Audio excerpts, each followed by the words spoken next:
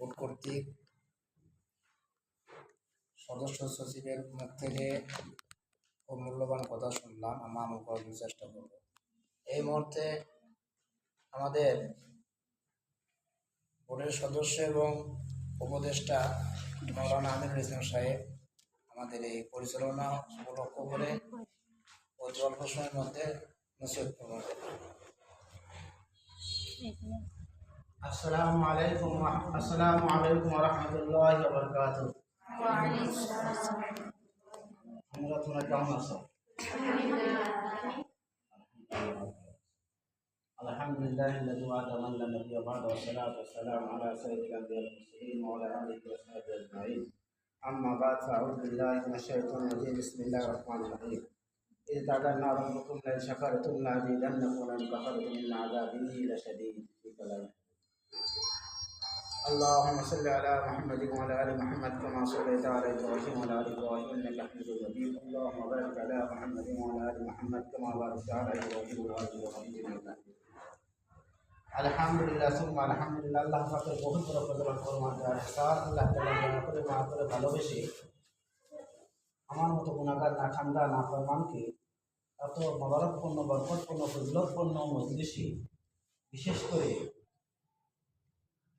আবাবিল বোর্ড কর্তৃক নুরানি প্রশিক্ষণ কেন্দ্রে এই সবচেয়ে জাতির সৃষ্ট জাতি মা জাতির সামনে রমজান মোবারক মাসের 24 রোজা অবস্থায় কিছু কথাবার্তা বলার সুযোগ করে দিয়েছেন আমার মেয়ের ছোট ভাই আব্দুল লতিফ সাহেব।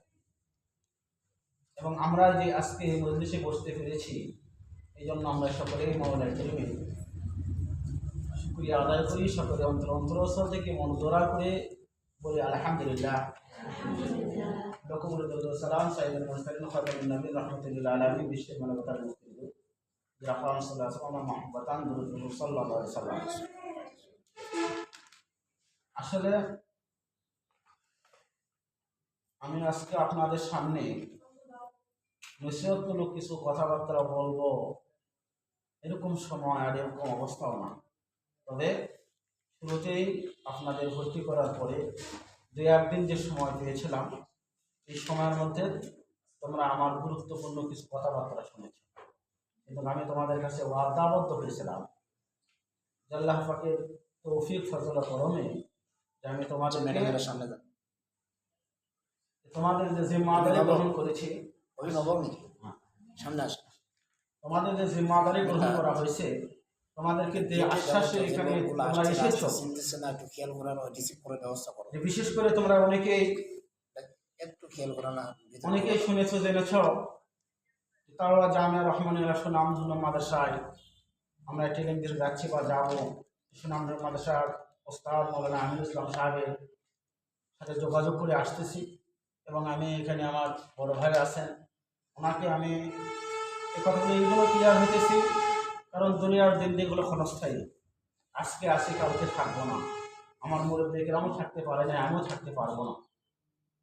তাই আমি দুনিয়ার লাইনে ভালো কাজ করতে গিয়ে আপনাদের বদদোয়া এবং আপনাদের অভিযোগ, সমালোচিত হওয়া এবং জাহান্নাম নষ্ট করা,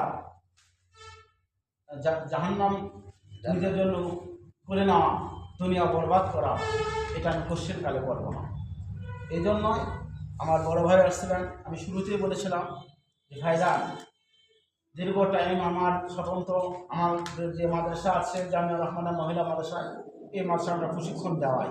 কিন্তু মেয়েদের এখানে আবাসিক মাদ্রাসা হওয়ার কারণে, তারা মাদ্রাসাতে ট্রেনিং দেওয়ার কারণে তারা এতটা গুরুত্ব পায় না বা এতটুকু সময় দিতে চায় না। এবং বর্তমান সময়ে প্রেক্ষাপটে যে নুরানি পদ্ধতির যে শিক্ষা, যে লেখাপড়া, যে তালিম তৈরি হয় এবং যে মেহনত, যে লেখার যে পরিশ্রম, লেখার যে কষ্ট, যে মেহনত করতে হয়, এরকমভাবে এখানে দেওয়ানো হয় না। তাই চেয়ারম্যান সাহেবের সাথে আমার কথা হয় এবং লতিফ ছোট ভাই এও বলতেছিল যে আমরা স্বতন্ত্রভাবে এমন একটা প্রশিক্ষণ কেন্দ্র এবং স্বতন্ত্র একটা মাদ্রাসা করব, যেখানে বর্তমান আধুনিক এর সোয়ালি এবং পুরাপুরি আখিরাত মুখী, অর্থাৎ সঠিকভাবে শিক্ষা নিয়ে আখিরাত দুনিয়া উভয়টা যেন সুন্দর করতে পারে এবং সুন্দর লেখাপড়া উপস্থাপনের মাধ্যমে আমরা এরকম একটা কাজ করতে চাই। এই তালের সাথে তাল মিলে আপনারা শুনেছেন জেনেছেন আবাবিল মডেল স্কুল অ্যান্ড মাদ্রাসা হয়েছে এবং এই উদ্যোগে এই আবাবিল একটা স্বতন্ত্র একটা বোর্ড হয়েছে। এই বোর্ডের অধীনস্থ এইবারে সর্বপ্রথম আল্লাহ পাকের মেহেরবানি, আল্লাহ পাকের দয়ার ইহসান, আমরা তোমাদেরকে নিয়ে হাঁটি হাঁটি পা করে তোমাদেরকে কাছে আমি গলা কর করে এখানে তোমাদেরকে নিয়ে এসেছিলাম। এসার পরে দীর্ঘ তোমরা 25-26 দিন পর্যন্ত এখানে অবস্থান করেছ। আপ্রাণ চেষ্টা করছি, মেহনত করছি তোমাদের এই জিম্মাদারি আদায় করার জন্য। এর জন্য আমার শত ব্যস্ততা থাকার পরেও, এত মাদ্রাসার জিম্মাদারি থাকার পরেও দিনে একটা বার হলে এখানে 2-1 ঘন্টা 4 ঘন্টা সময় দিয়েছি। এবং এই বোর্ডের চেয়ারম্যান আমার ভাই মামুনুল সাহেব, উনি অত্যন্ত শ্রম তোমাদের লেখাপড়ার লাইনে তালিম তরবিয়ত লাইনে দিয়েছে এবং লতিফ এবং কারি আব্দুল মমিন সাহেব এনারা অত্যন্ত তোমাদের খানা ফিনাল লাইনে অত্যন্ত মেহনত পরিশ্রম করেছে। এবং তোমাদের শিক্ষিকা গুণ তিনারা ছিলেন নুসরাত এবং জান্নাতি, এনারা অত্যন্ত পরিশ্রম কাজ করেছে। জানি না এত কিছু করার পরেও তোমাদেরকে তোমাদের জিম্মাদারি কতটুকু পালন করতে পেরেছি এবং তোমাদের সময় কতটুকু নষ্ট করেছি জানি না। হয়তো বা তোমাদের এই সময়টা যদি নষ্ট করে থাকি অবশ্যই আখিরাতে আমাকে ধরা খাইতে হবে, আখিরাতে আর আমাকে জবাব দিতে হবে। তাই আমি যেহেতু তোমাদেরকে দায়িত্ব জিম্মাদারি করে নিয়ে এসেছিলাম, আমার জানা মতে তোমাদের আমানতের সময়ের জন্য আমরা খেয়ানত করি নাই, এইটুকু রোজা থেকে বলতে পারি। কারণ যথেষ্ট সময় তোমাদেরকে দেওয়া হয়েছে এবং খানা পাইলে তোমাদের যে ওয়াদা দিয়েছিলাম আলহামদুলিল্লাহ আমার জানা মতে এই ওয়াদার খেলাফ করি নাই। এবং তোমাদের শারীরিক বা চারিত্রিক যতগুলো ওয়াদা তোমাদেরকে দিয়েছিলাম আমি আজকে ঘরা বসে বলতেছি কসম খোদা, আশা করি একটাও কি হয় নাই, 19-20 হয় নাই। তারপরও মানুষ মাত্র ভুলভ্রান্তি হইতেই পারে। আমার অজান্তে, আমার অগোচরে হয়তো বা কোনো জিম্মাদের ত্রুটির কারণে, কোনো তালিম তরিকতের ত্রুটির কারণে, কোনো শিক্ষিকা অনীহার কারণে বা আমাদের কোনো ত্রুটির কারণে, খানাফিনার কারণে তোমরা যদি কোনো মনে কষ্ট পেয়ে থাকো, আজকে বিদায় রমজানের মোবারক মাস 24 তারিখ তোমরা অল্প সময়ের জন্য আমাদের রুহানি মেয়ে হয়েছিলেন। কারণ আমি তোমাদের সাথে রুহুর একটা সম্পর্ক, আত্মার একটা সম্পর্ক করতে চেয়েছিলাম। বিগত একটা সমস্যার কারণে আমি আর বিগত তোমাদের সামনে সত্যিকারী কথা আমি আর এখানে আসতে পারিনি, বিগত এখানে পারিনি, আসতে পারিনি। এটা আমার আজকে শেষ কথা। তাই তারপরেও আমি যে তোমাদেরকে জিম্মাদারি দিয়েছিলাম যতটুকু পালন করেছি, এর মধ্যে যে ভুল হয়ে যায় আল্লাহর রাস্তে মাফ করে দিবে।